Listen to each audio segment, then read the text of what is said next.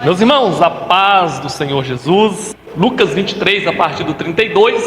A cruz de Cristo, o fato de Deus se fazer homem para morrer em uma cruz, é um mistério difícil de ser absolvido pela mente humana. Há um escritor muito famoso que diz que todo homem quer ser rei e todo rei quer ser Deus. E Deus, sendo Deus, se fez homem e se fez servo e morreu uma morte terrível, que é a morte de cruz. A Bíblia chega a dizer, Gálatas 3:13, maldito é todo aquele que morrer pendurado no madeiro. É uma maldição morrer na cruz. E Deus, ele assumiu essa maldição na pessoa de Cristo Jesus. A cruz é algo tão profundo em Deus que pare para pensar uma coisa. Satanás, ele não é bobo. A Bíblia diz que ele é um ser extremamente inteligente, perspicaz. Aparentemente, ele sabe muito bem o que ele faz. Satanás, ele jamais se levantaria contra Deus sem ter uma garantia. Você concorda? Será que ele ia pensar assim, eu vou fazer uma rebelião aqui contra Deus, aí Deus, sendo todo poderoso, ele me lança no lago de fogo e eu passo uma eternidade no lago de fogo? Será que ele pensou assim?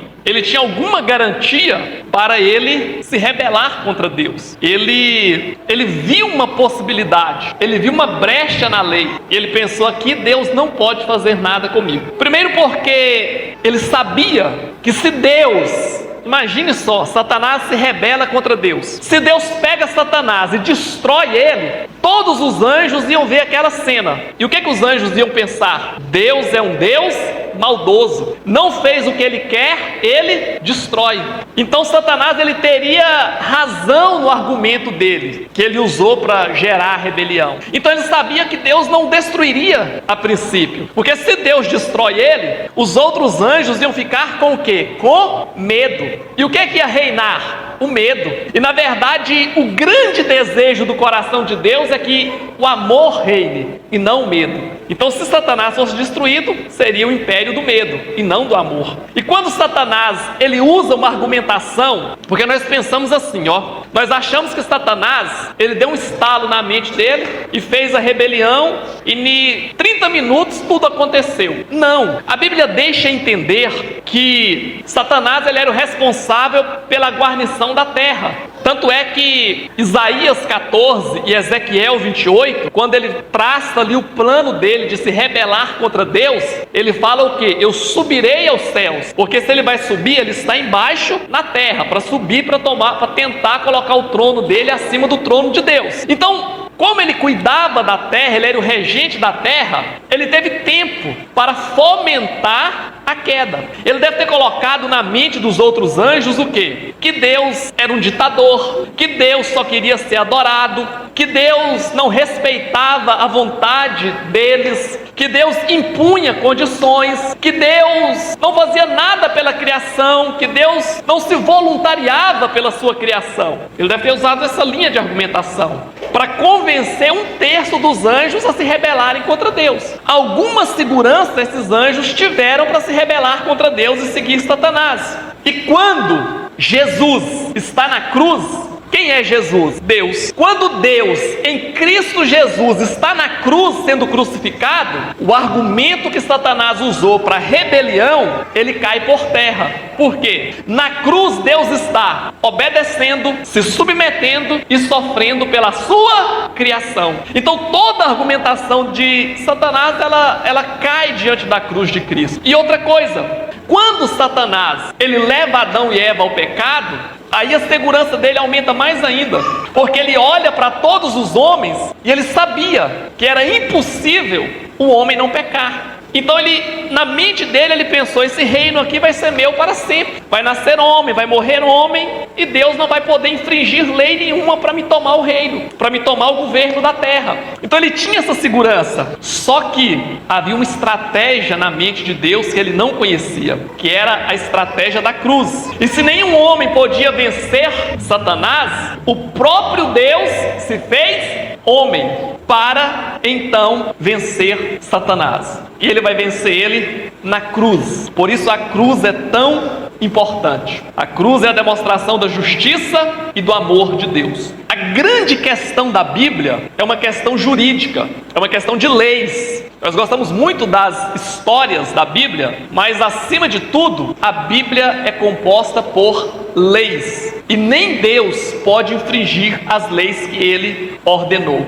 Imagine só, se Deus transgredir a lei que Ele mesmo criou, o que vai acontecer? Ele vai se tornar um transgressor. Então, Deus, entre aspas, porque temos que ter muito temor, muita reverência para falar certas coisas acerca de Deus, mas entre aspas, Deus, Ele se submete à palavra dEle, porque a palavra dEle é santa. Se Ele ferir a palavra dEle, Ele fere a santidade dEle. Então nós temos muito para entender que a cruz de Cristo é o ponto central de toda a criação. Deus nem criaria o homem se não houvesse essa possibilidade de resgate. E a possibilidade de resgate, ela só é feita porque Jesus morre na cruz. É aquilo que eu sempre repito aqui.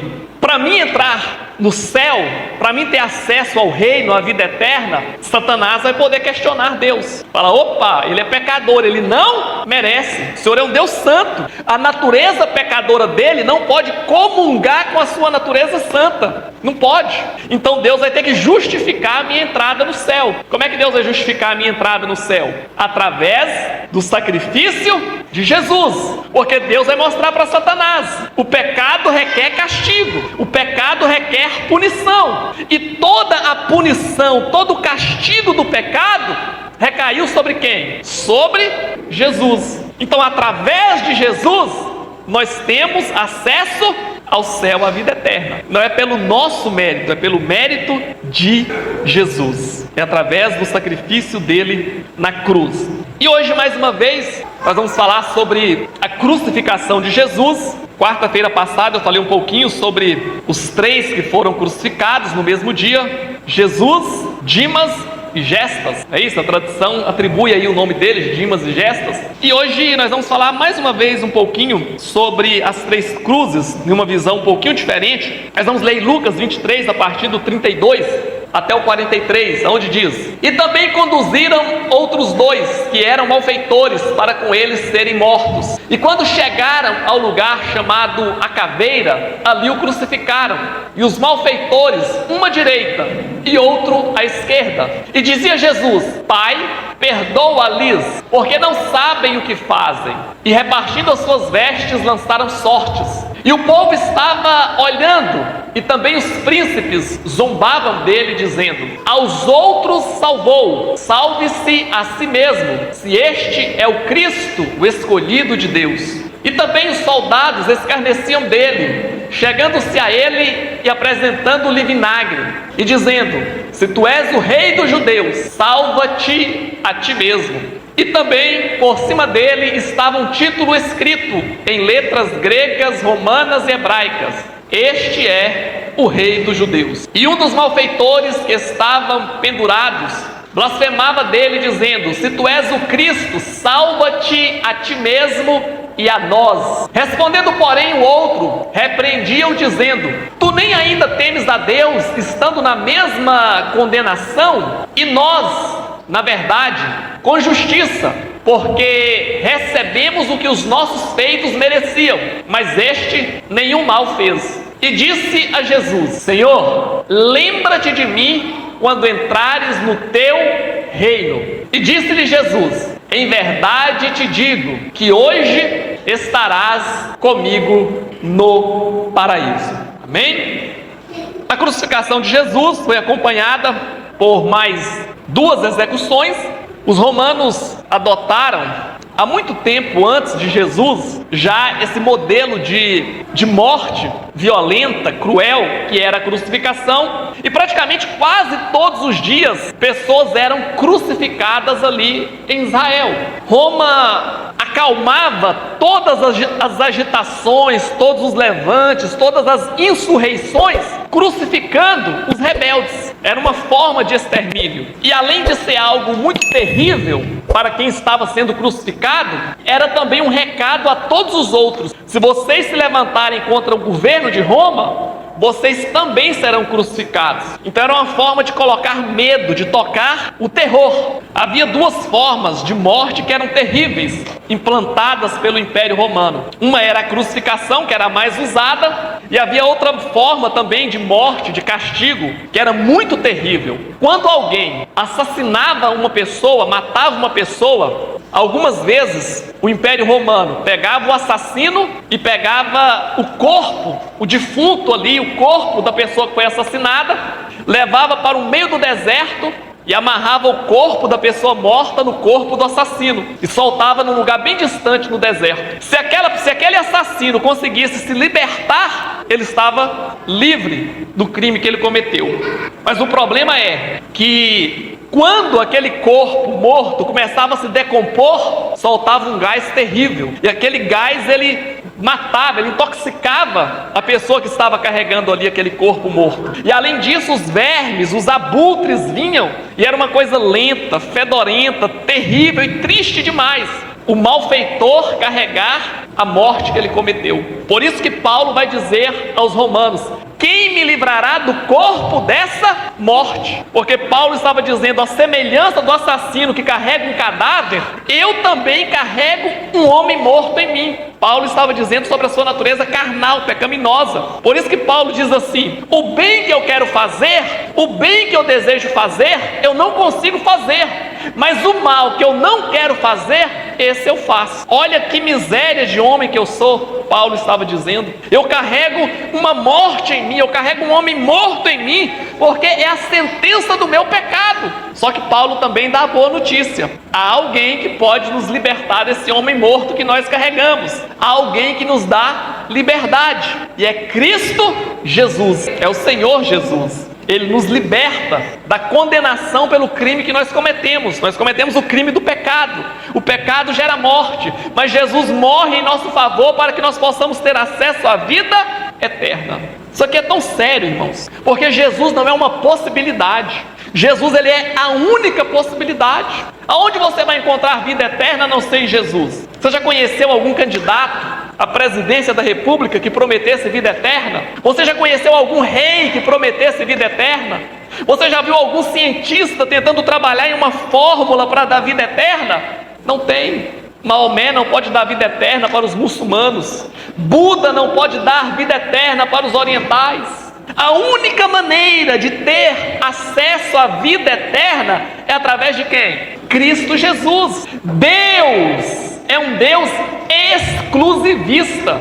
Adoração só a Ele. Nós temos liberdade para adorar outros deuses? Não, Deus é exclusivista, adoração só a Ele. E salvação também é outro termo de exclusividade para Deus. Salvação, Deus só vinculou a salvação a Cristo Jesus. E a salvação, ela não foi conquistada de qualquer maneira. Ela não foi comprada com ouro ou prata ou com alguma coisa corruptível. Mas a nossa salvação, ela foi comprada com o precioso sangue de Jesus. A salvação vem através do sangue de Jesus. Então não há escape, não há outra coisa a se fazer a não ser crer em Jesus. A salvação é uma dádiva que Deus nos dá, nos oferece através de Cristo Jesus. Mas vamos lá então. Havia 3 cruzes em cima do monte chamado Caveira ou Gólgota. As 2 cruzes ao lado de Jesus, uma à direita e outra à esquerda, elas simbolizam 2 reações diferentes diante do Senhor. Porque Jesus está no meio, à direita está um, à esquerda está outro. Um tem uma atitude e o outro tem uma atitude antagônica, diferente à atitude do primeiro. São 2 atitudes diferentes diante de Jesus. Ali, 2 destinos eternos foram selados, porque Deus é eterno e Deus nos criou para sermos eternos também. Não tem um escape, irmãos. Não dá para escapar da eternidade. Você não pode simplesmente ignorar a eternidade e dizer assim, ó, eu vou trabalhar, eu vou viver a minha vida, eu vou fazer tudo o que eu gosto, vou aproveitar bastante a vida aqui e vou me desassociar da eternidade. Eu não quero nada com a eternidade, eu quero vida só aqui. Não dá para fazer isso. A vida, ela é eterna, para salvação ou condenação. Deus fez assim. Se alguém quiser questionar, vai ter que questionar com Ele o dia que tiver a oportunidade.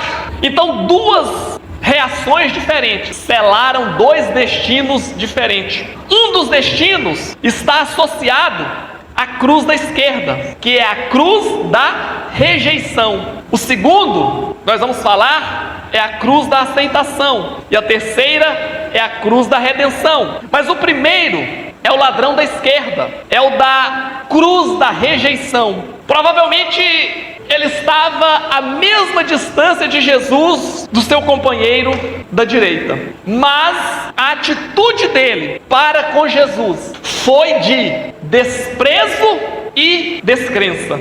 Ele olha para Jesus e parece que ele vai na mesma vibe da turma que está lá embaixo. Porque a turma que está lá embaixo está dizendo o que para Jesus? Salvou os outros? Salva-te a ti mesmo. Se tu és verdadeiramente o Cristo, desce da cruz e nós vamos crer em ti. Então esse ladrão que está à esquerda, ele vai nessa onda. Você não salvou os outros? Então salva você mesmo e salva nós também. Ele mostra um certo desprezo para com Jesus, meio que zombando de Jesus, não acreditando que Jesus era realmente quem ele dizia ser. Porque realmente, irmãos, se você for olhar para Jesus na cruz, você vai ter muitas dúvidas. Por quê? Pense só, Jesus ele reivindica para si o messianismo. Jesus ele diz que ele é o cumprimento da profecia do Antigo Testamento. Qual que é a profecia do Antigo Testamento? Que Deus enviaria alguém para libertar Israel da opressão romana. Deus ele prometeu durante todas as páginas do Antigo Testamento. O assunto central do Antigo Testamento é que Deus enviaria alguém poderoso que ia fazer uma revolução, que ia trazer paz, ia trazer prosperidade, ia trazer justiça, ia mudar o mundo. Eles falavam que o Messias seria o quê? Deus forte, Pai da eternidade, Príncipe da paz, Conselheiro, maravilhoso. Havia profecias de que Jesus iria aplanar os montes, fazer brotar água no deserto. Então havia muita expectativa acerca de Jesus. E Jesus ele diz que quem visse a ele, via o Pai.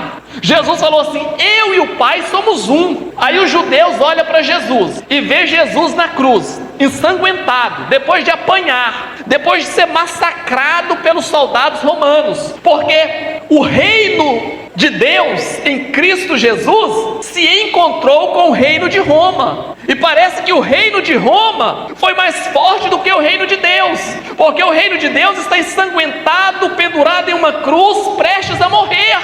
E os judeus olham para Jesus e falam, não pode ser o nosso Messias, porque se ele e o Pai são um, se ele é tão poderoso, e eles lembram de Deus, que quando Deus descia no Monte Sinai para falar com Moisés, o monte fumegava, o monte tremia, tão grande o poder de Deus. Aí eles olham para esse Deus todo poderoso, que fazia o monte tremer e fumegar, e olham para Jesus e diz, como que esse pobre, miserável, ensanguentado pode ser tão poderoso como o Pai? Não é. Então havia realmente algo que favorecia a descrença, porque se nós olharmos para Jesus só para a cruz, realmente nós não vamos ver muita coisa, a não ser um homem morrendo em uma cruz. Mas nós precisamos entender que se Jesus ressuscitou o terceiro dia, há uma segunda vinda dele. Essa é a nossa esperança, que Jesus vai vir outra vez. Agora, quando ele vier a segunda vez, aí sim ele vai vir para reinar, ele vai vir para cumprir toda essa grandiosidade retratada no Antigo Testamento. Mas a primeira vinda de Jesus é para resolver o problema do pecado. Jesus não veio para resolver o problema do reino, do governo, da política, do domínio, para assumir o trono, para tirar Herodes, para tirar Pilatos, para tirar César. Não, ele veio para vencer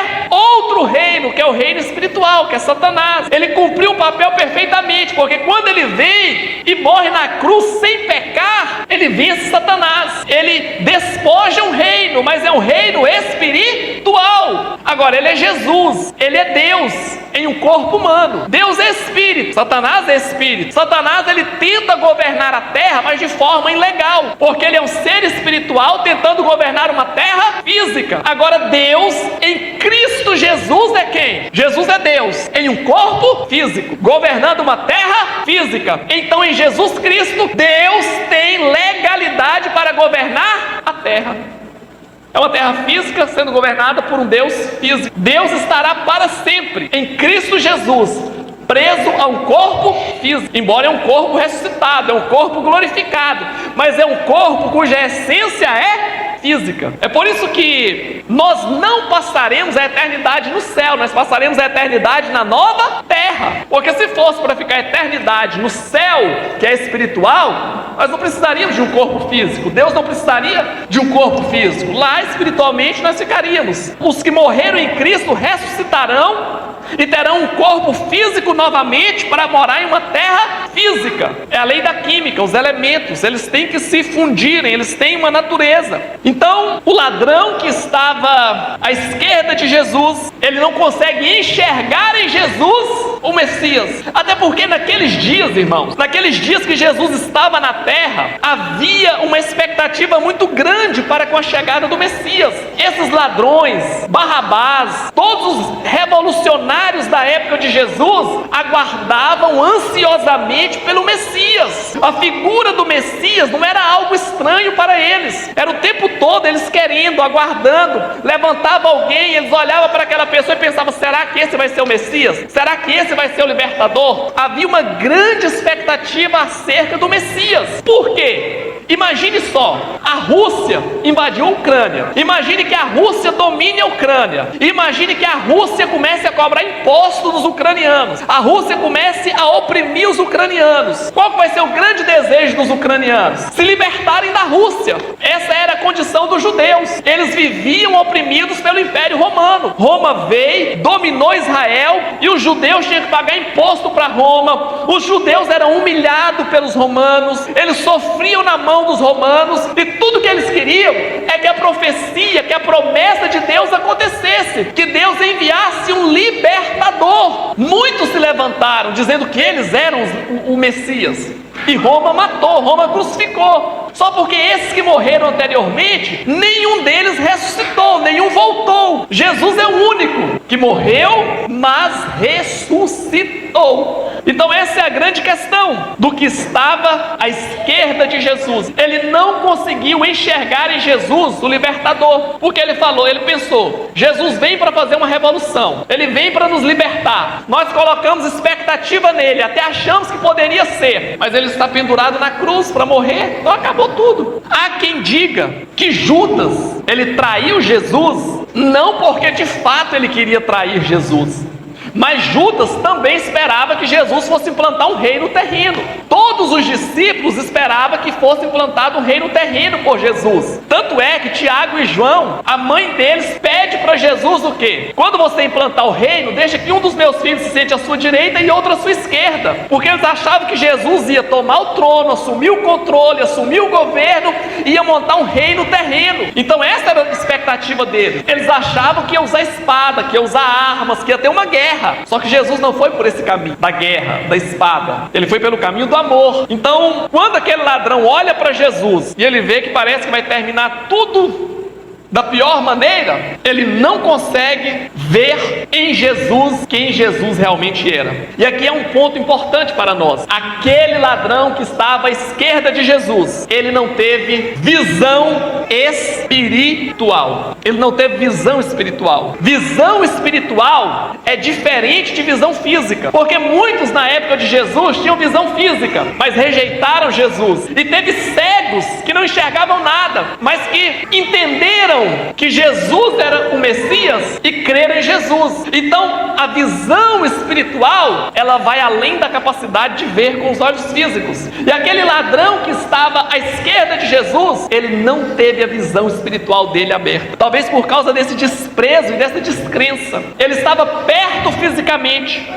mas ele foi incapaz de ver a glória de quem estava ao seu lado. Ele estava próximo de Jesus, mas sem fé. Muitos ouvem falar de Jesus, muitos até vêm no culto e ouvem a palavra de Jesus, que Jesus é rei, que ele é Deus, que ele morreu, que ele ressuscitou, que ele vai voltar, mas eles olham para Jesus e falam: mas cadê a beleza dele? Cadê a glória dele? Cadê o reino dele? Cadê a grandeza dele? Porque Jesus, Deus em Cristo Jesus, Deus preferiu se manifestar de forma humilde e simples. Deus poderia ter vindo com glória, mas ele quis vir de forma simples e humilde. Ninguém que olhe para Jesus vê em Jesus glória, majestade, poder e ouro. Vê em Jesus alguém extremamente simples. A cultura judaica diz que nos dias que Jesus nasceu, havia uma expectativa muito grande de que ele nasceria naqueles dias. Simeão, que era quem trabalhava ali no templo, ele estava na expectativa de que a qualquer momento chegaria um casal trazendo uma criança e que aquela criança seria o Messias.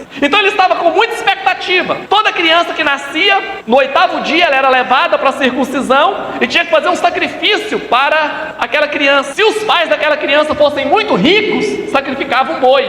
Se eles fossem mais ou menos de condição, sacrificava uma ovelha. E se o casal fosse muito pobre, sacrificava rolinhas, pomba. Então quando chegava um casal muito rico, com uma criança nos braços, com os seus panos bordados ali, alguns até em ouro, e trazendo um boi para o sacrifício, Simeão regalava os olhos e falava: esse deve ser o Messias, olha a beleza, olha a manta dessa criança, é bordada de ouro, olha o boi que eles vão sacrificar, essa pode ser o Messias. Mas Deus não confirmava que era, até que um dia chega José e Maria, com uma criança envolta praticamente em trapos, trazendo 2 rolinhas, porque não tinha dinheiro para comprar uma ovelha e nem um boi. Aí Simeão olha para aquilo e fala: que miséria é essa? Que pobreza é essa? Olha a manta desse menino, parece um pano de enrolar um mendigo. Olha o sacrifício deles, nem uma ovelha, 2 pombinhas. E quando ele chega perto, Deus diz para ele: este é o prometido, o desejado das nações, este é o meu filho, o salvador do mundo. Quando Deus fala para ele que aquele era o Messias, ele se curva, ele se rende, e ele diz: agora eu posso morrer em paz, porque os meus olhos viram, contemplaram o Salvador. Mas o Salvador não vem enrolado em manta de ouro, ele vem enrolado em panos simples e humildes. Então todas as vezes que nós quisermos ver Deus na glória, na beleza, relacionada a este mundo, nós vamos ser enganados. Eu estava assistindo agora, alguns dias atrás, mas assaram um filme mesclado com um documentário sobre Moisés, a retirada de Israel do Egito. Moisés era o enviado de Deus. Moisés estava ali como aquela pessoa que falou com Deus no Monte Sinai. Deus apareceu para ele na sarça. Moisés era o porta-voz de Deus. E quando Moisés chega diante do faraó, você precisa ver o pano que Moisés estava enrolado nele. Mas nem um mendigo usa um pano daquele. Moisés estava ali com aquele pano velho, todo maltrapido, um pano que não serve nem para limpar o chão, parece. Moisés era o manto de Moisés. Aí Moisés está diante do faraó com uma coroa de ouro, o trono adornado de ouro, os deuses em cima do faraó, tudo de ouro, o mármore chique, lindo do palácio de faraó. E Moisés naquela miséria, com um cajado na mão, dizendo: meu Deus é o verdadeiro Deus, e todos esses aí são falsos. Aí faraó olha para ele e fala: te enxerga, rapaz, olha a tua pobreza, olha a tua miséria, olha a tua roupa, olha a tua situação. Por quê? Deus, ele vem disfarçado de humildade e cidade. Deus não vem em glória para impressionar, Deus vem disfarçado de humildade. Há uma história que diz que Salomão era o rei mais famoso da sua época. Salomão era rico, Salomão era famoso, Salomão tinha carruagens, Salomão tinha cavalos lindos, carruagens lindas, tudo adornado de ouro. As roupas de Salomão eram perfeitas. Salomão era o homem mais destacado e ele era o rei famoso. Todo mundo queria conhecer Salomão, todo mundo queria ver Salomão. A rainha de Sabá cruzou milhares de quilômetros para ir ver Salomão, curiosidade para conhecer Salomão. Salomão tinha quantas mulheres? 1000 mulheres. Salomão tinha 1000 mulheres. Mas Salomão, diz a história do Talmud, que Salomão se apaixonou por uma camponesa, ficou apaixonado por uma camponesa, e ele pensou assim, descobriu que a camponesa era solteira. mas muito pobre e muito humilde. Morava no pior lugar, no pior bairro que tinha. Salomão falou assim: se eu chegar lá, vestido de rei, na minha carruagem, pode ser que ela me ame pelo que ela vai ver. Pode ser também que ela se assuste, não me ame. Então Salomão pensou: como é que eu vou conquistar essa mulher para ela ser minha? Salomão então resolveu se disfarçar de um andarilho e vestiu trapos e foi todo mal vestido para tentar conquistar aquela camponesa. Ele não foi como rei, ele não foi com coroa, ele não foi com cetro na mão, ele foi humildemente despojado da sua majestade. É a mesma coisa que Jesus fez por nós. Ele se apaixonou por nós, mas se ele viesse com poder e pompa, ele atrairia para si aqueles que não têm um coração puro, aqueles que são invejosos, aqueles que amam o mundo e a sua concupiscência. A ida até Jesus seria igual a ida até os cargos políticos hoje. Quem cobiça os cargos políticos hoje? É os santos? São os honestos? São, na maioria das vezes, aqueles mais ambiciosos, né? Seria a palavra certa. Aqueles que não têm um coração voltado para Deus, porque eles querem apenas o poder. Então Jesus atrairia pela proposta de poder. Se ele viesse em glória e majestade, ele iria impor. Mas como ele vem em humildade, despojado da sua beleza celestial, só vai a ele aqueles que têm o coração realmente quebrantado. Só consegue enxergar em Jesus o Messias, o Deus Todo-Poderoso que ele é, aquele de quem ele tem misericórdia e abre os olhos espirituais. Se Deus não abrir os nossos olhos espirituais, nós olhamos para Jesus e desprezamos Jesus, porque nós vemos nele apenas alguém fraco, frágil, maltrapilho que morreu em uma cruz. O coração daquele ladrão à esquerda estava endurecido. E Deus, ele não trabalha com o coração endurecido. Coloca para mim, Robson, por favor, Hebreus 3:7. Deus tem um problema com quem tem o coração endurecido. Portanto, como diz o Espírito Santo, se ouvirdes hoje a sua voz, não endureçais o vosso coração, como na provação no dia da tentação no deserto, onde vossos pais me tentaram, me provaram e viram por 40 anos as minhas obras. Por isso me indignei contra esta geração e disse: estes sempre erram em seu coração e não conhecem os meus caminhos. Assim jurei na minha ira que não entrarão no meu repouso. Vede, irmãos, que nunca haja em qualquer de vós um coração mau e infiel para se apartar do Deus vivo. Coração duro não vê Deus. Coração duro não consegue enxergar em Deus quem Deus é. E esse foi o problema daquele ladrão à esquerda, um coração duro. E o problema desse ladrão da esquerda é que quem rejeita Jesus entra em condenação eterna. Esse é o problema de rejeitar a Jesus. A cruz da aceitação, o ladrão arrependido, que representa o pecador arrependido. Primeira coisa do ladrão da direita: ele reconheceu seu pecado, ele se humilhou e se arrependeu. Ele disse para o outro ladrão: nós somos merecedores do castigo que estamos sofrendo, porque nós somos ladrões. Mas este aí nenhum mal fez. Ele reconheceu que ele era pecador. Para se relacionar com Deus, tudo começa quando você reconhece que você é pecador. Tudo começa aqui. Se você pegar o capítulo 3 de Mateus, você vai ver João Batista começando o seu ministério, pregando no deserto, dizendo: arrependei-vos, porque é chegado o reino dos céus. Quando você vai para o capítulo 4 de Mateus, você pega Jesus repetindo, copiando e colando o que João havia acabado de dizer. Jesus vai dizer a mesma frase: arrependei-vos, porque é chegado o reino dos céus.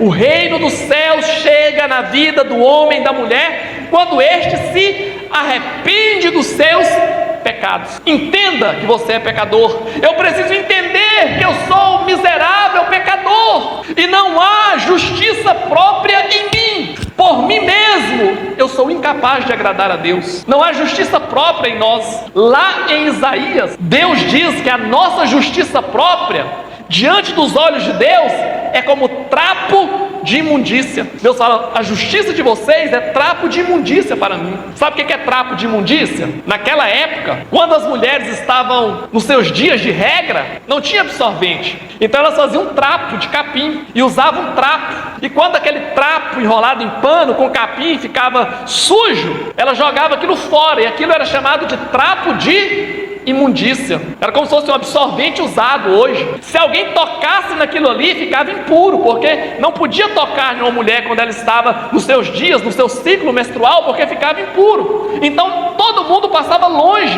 daquilo. Todo mundo olhava para aquilo e falava, olha, um trapo de imundícia, cuidado, porque isso daqui nos deixa impuro. E Deus está dizendo, a vossa justiça própria é para mim um trapo de imundícia. Não tem valor nenhum para Deus. Então eu preciso entender que não há nada em mim que possa agradar a Deus, a não ser um coração quebrantado e arrependido. Quando eu olho para Deus e digo, Senhor, eu sou pobre, miserável e pecador, mas o Senhor é um Salvador à altura para me salvar. Como diz alguém, Jesus é muito melhor em me achar do que eu em me perder, porque todas as vezes que eu me perco, Ele me acha. Primeira coisa, reconhecer que somos pecadores. Tudo começa aqui. Reconhecer que estamos condenados à morte, igual aquele ladrão. Ele estava condenado à morte. Ele entende isso, que ele estava condenado à morte. E por isso ele olha para Jesus. E ele vê em Jesus a sua única esperança. E ele vai dizer o que para Jesus? Lembra-te de mim. Irmãos, olha que coisa maravilhosa. Sabe por que você está aqui hoje? Porque Jesus lembrou-se de você. Ele lembrou de nós, Ele lembrou de mim. Eu era um pobre, miserável, pecador, condenado à morte. Era questão de anos. Poderia ser 30, 40, 50, 70, 80 anos, mas a minha condenação era de morte, igual daquele ladrão na cruz. Mas Jesus lembrou-se de mim e preparou para mim paraíso. Você estará com o Senhor no paraíso um dia. Aquele ladrão só foi o primeiro. Um dia seremos nós também que entraremos pelos portões celestiais cantando. O que é que nós vamos cantar naquele dia? Existem 3 cânticos e 2 corais. Tem um cântico de Moisés, tem um cântico dos remidos e tem um cântico dos cordeiros, lá em Apocalipse. Cântico de Moisés, cântico dos remidos e cântico do cordeiro.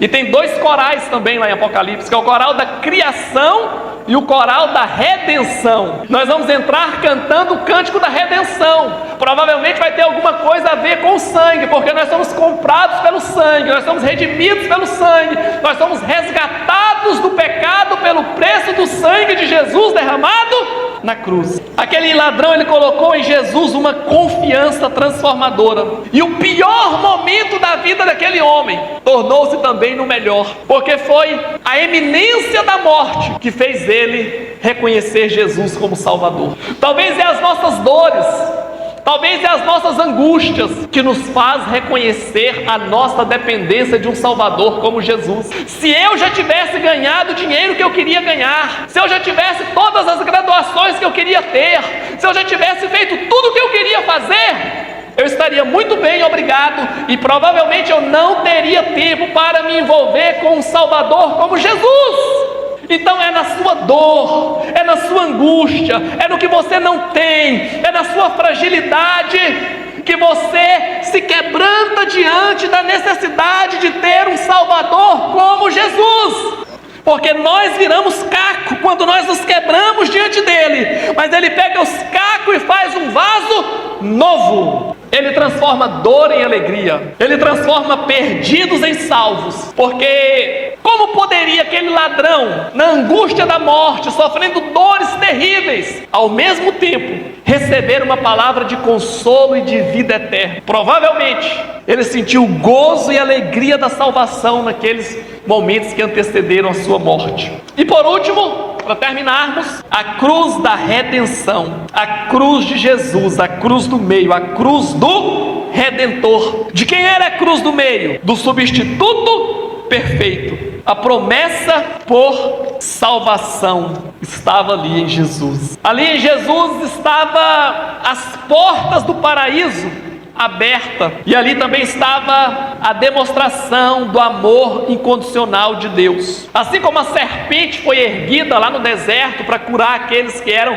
mordidos pelas cobras. Lembra que o povo estava sendo mordido por cobras? Deus mandou fazer uma cobra e colocar ela lá, e quando a pessoa era mordida, a pessoa olhava para aquela cobra e ele era curado do veneno da cobra. Jesus disse que da mesma maneira o Filho do Homem seria levantado, para que todos aqueles que olharem para ele também sejam salvos. A cobra pode até nos morder, o veneno do pecado pode até causar algum transtorno para nós e gerar um veneno de morte nas nossas veias, mas quando nós olhamos para Jesus, a cruz do meio, o autor e consumador da nossa fé, o efeito do pecado perde a sua força, o veneno da serpente desaparece, o pecado é crucificado no madeiro e nós somos colocados em liberdades por causa da cruz do meio.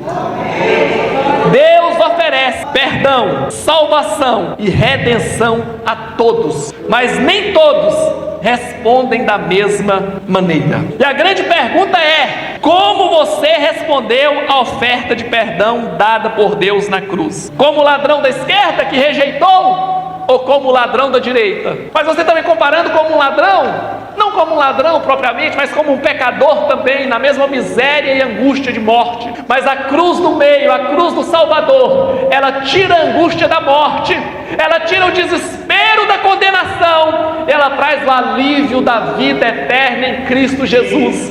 Quem era para descer para o inferno, subiu para o paraíso, porque Cristo Jesus abriu o caminho. A cruz da redenção está diante de nós todos os dias. Na cruz de Cristo você encontra perdão para os seus pecados. Na cruz de Cristo o sangue dele te lava de toda impureza, e você só pode receber o Espírito Santo depois do sangue de Jesus tirar o pecado de você. Os discípulos só receberam o Espírito Santo depois do sacrifício da cruz, depois que o sangue foi derramado, porque o sangue derramado tirou o pecado. O sangue do Cordeiro de Deus tira o pecado do mundo. Então quero dizer para você agora, essa mensagem é muito séria, é muito séria. Então peça para Deus agora, para Ele tirar o teu pecado com o sangue de Jesus. Diga para Ele que você se rende diante da cruz do meio, e ali está a tua salvação, ali está a proposta de Deus irrecusável para aqueles que amam a Deus e querem a vida eterna. Se Ele já nos deu o Filho dEle, Ele nos dará também todas as demais coisas. Mas nesta noite eu quero que você olhe para o projeto de salvação. Se tem alguma coisa te atormentando, fique tranquilo. O mais importante já foi conquistado, a grande batalha já foi vencida, o grande inimigo está derrotado pela cruz do meio, e todas as demais coisas serão colocadas no lugar certo. Deus está trabalhando e Ele já venceu tudo por nós. Nós agora temos apenas que crer e tomar posse.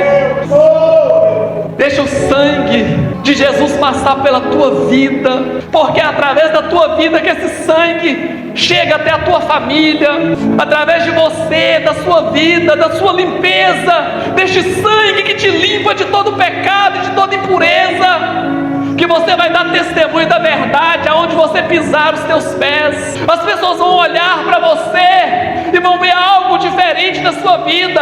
Macumba não pega em você, inveja não pega em você, olho gordo não pega em você, nenhuma maldição prospera contra a tua vida, porque o sangue de Jesus está posto sobre a tua vida. Há uma marca sobre você, e esta marca é sinal de vida e não sinal de morte. Essa marca é sinal de redenção eterna. Há um sinal do sangue de Jesus sobre nós, e pelo poder do sangue de Jesus, eu oro agora para que o Espírito Santo toque a tua vida, para que o Espírito Santo cure as tuas enfermidades, para que o Espírito Santo gere vida em você. Mas só há chegada do Espírito Santo depois que se passa pelo sangue. Então, se você passou pelo sangue nesta noite, receba agora o Espírito Santo de Deus para qualquer batalha, para qualquer guerra, para qualquer situação da vida, em qualquer área que você for atuar. O Espírito Santo te dá uma sabedoria que o mundo não tem. O Espírito Santo te dá uma estratégia que o mundo não tem. O Espírito Santo faz de você um fiel depositário dos recursos do céu para viver algo que o mundo não pode viver. Eu ministro agora o Espírito Santo sobre a tua vida.